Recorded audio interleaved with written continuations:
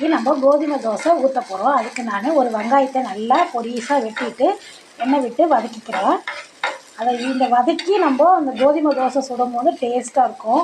நம்ம அப்படியே பச்சையாக மாவில் போட்டு தோசை ஊற்றுறோம்னா சாப்பிடும்போது நச்சுக்குன்னு இருக்கும். இது சாப்பிடும்போது நல்லா டேஸ்ட்டாகவும் இருக்கும். வதங்கிடுச்சு. இதை மாவில் போட்டுக்கலாம். மேலே கொத்தமல்லியும் போட்டுக்கலாம். மாவில் வதக்கின வெங்காயம் போட்டாச்சு, உப்பு போட்டாச்சு. இப்போ கலரிட்டு நம்ம தோசை ஊற்றிடலாம்.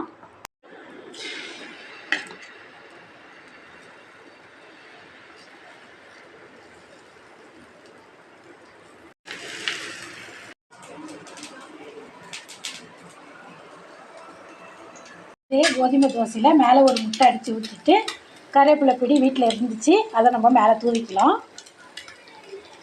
நல்லா காரமாக இருக்கும். வெங்காயம், பச்சை மிளகாய், கொத்தமல்லி, முட்டை பொடி. தோசை சுட்டுட்டோம்.